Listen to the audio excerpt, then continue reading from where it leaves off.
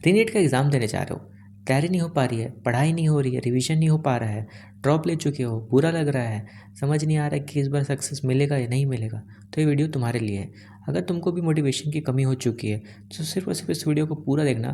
Practically जो होगा सब कुछ बताऊँगा, क्या क्या पॉसिबल है और तुम क्या कर सकते हो। ठीक है, पूरा वीडियो कंप्लीट तुमको देखना है। इसके बाद तुमको कुछ भी दूसरा देखने की ज़रूरत नहीं पड़ेगी। इतना ज़रूर है कि इसके बाद तुम मेहनत ही करोगे और पढ़ाई करोगे।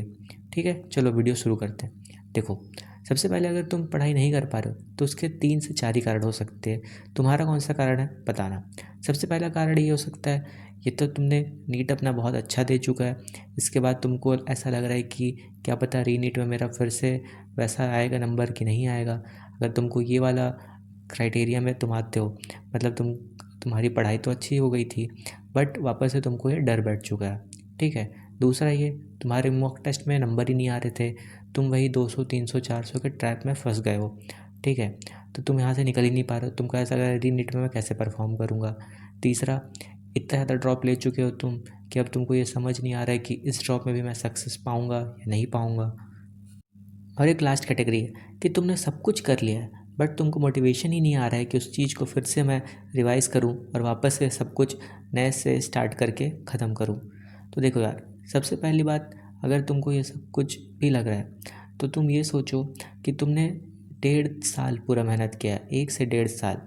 इतना मान के चलो कि तुम 11th, अगर तुम ड्रॉप भी नहीं लिए हो तो 11th के लास्ट लास्ट से तो इंसान नीट की तैयारी बहुत अच्छे से प्रिपेयर करना चालू करता है। तुम 1.5 साल भी छोड़ो, तुमने 1 साल तुम मान के चलो बहुत अच्छे से मेहनत की है। सबको पता है कि रीनीट जो हो रहा है वो अच्छा नहीं है, सबको पता है तुम्हारी इसमें कोई गलती नहीं है, जो सिस्टम का फॉल्ट है। तुम वो सब छोड़ो अभी, तुम ये मान के चलो ये तुमको वापस से टेस्ट लिया जा रहा है। आगे भी तो तुम टेस्ट दोगे ना।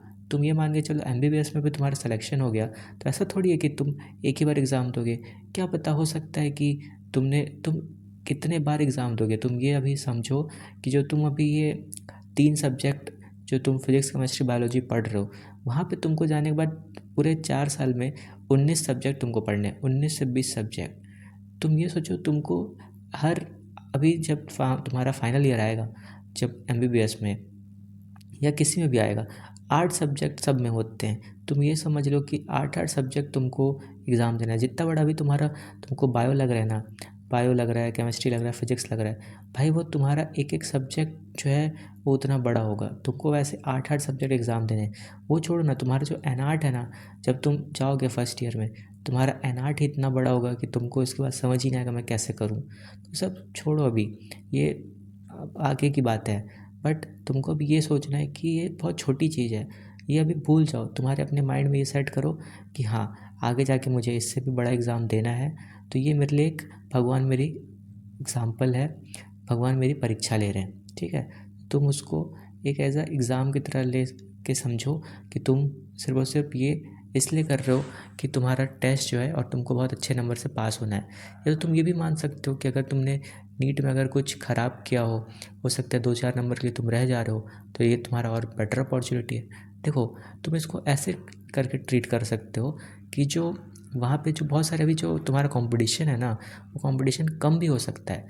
देखो, अभी कितने सारे जो है लोग प्रेशर में होंगे कि रीनीट कैसा होगा। हर किसी के हज़ारों यूट्यूब चैनल हैं, हज़ारों, कितने सारे लोग हर कोई ये बता रहे हैं कि रीनीट का जो पेपर है वो हार्ड आने वाला है।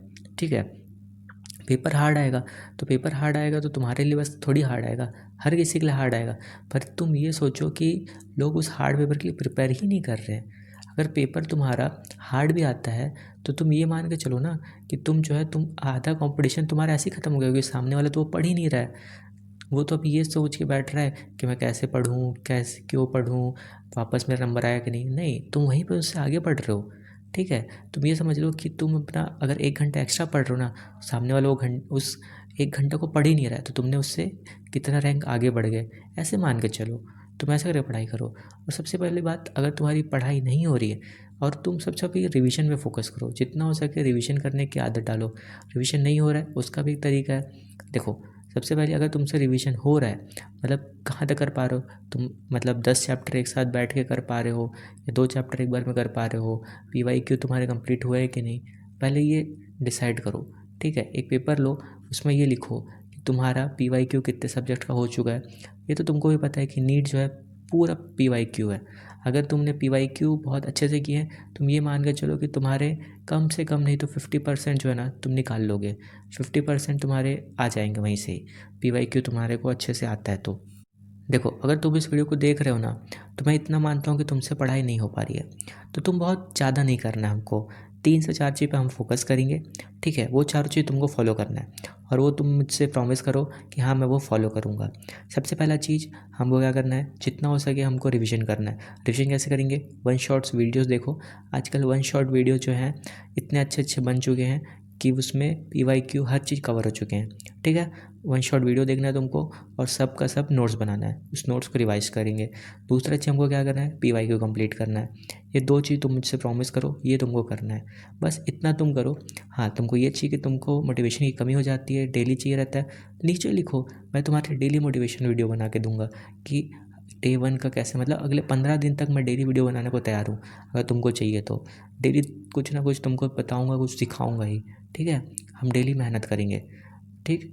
पर तुमको इतना मेरे लिए करना पड़ेगा कि हाँ मैं आज से स्टार्ट ज़रूर करूँगा, अपने आप को इम्प्रूव करूँगा। कोई बात नहीं यार, तुम्हारे 100 नंबर आ रहे, 150 आ रहे, 200 आ रहे, कितने भी आ रहे हैं, हम ये मान के चलते हैं हमको उससे 50 या 100 नंबर बढ़ाना है, ठीक है। हमारा टारगेट बस इतना ही है, हमारा जो स्कोर आ रहा है हमको उसको 100 नंबर प्लस करना है, ठीक। अभी तुमको मैं कोई फालतू का कुछ नहीं बताऊँगा कि कैसे तुम 50 को 500 कर दो या कैसे, कुछ नहीं। बस अपना बेसिक टारगेट ये है, हमारे जितने नंबर आ रहे हैं हमको उसको पूरा 100 नंबर तक बढ़ाना है मिनिमम, ठीक है। और दूसरा टारगेट ये है कि हमको PYQ और पूरा सिलेबस जो है रिवाइज़ करना है, ठीक।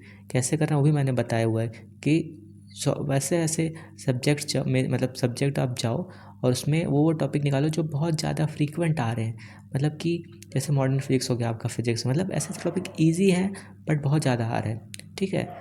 तो इसमें प्रॉमिस करो सबसे पहले नीचे कमेंट में कि यस आई विल डू, ठीक है। और तुम कर सकते हो। एट लास्ट मैं बस लास्ट तुमको ये बोल के कहना चाहूँगा कि तुम ये समझ लो, जो तुम 1 घंटा जो वेस्ट कर रहे हो, कोई दूसरा वहाँ पे बैठा होगा जो 1 घंटा वो मेहनत कर रहा होगा, तुमसे आगे बढ़ जाएगा। अपने दिमाग में बस इस चीज़ को फॉलो करके रखना और आगे जो है तो मेहनत करना, ठीक। तो मेरे से नीचे प्रॉमिस करो और यहाँ से जाओ। और अगर तुमको लगता है कि कल मोटिवेशन तुम्हारा डाउन हो जाएगा, कमेंट करो, फिर से कल वीडियो आएगी, फिर से मैं कल तुमको मोटिवेट करूँगा। ओके, चल, ऑल द बेस्ट।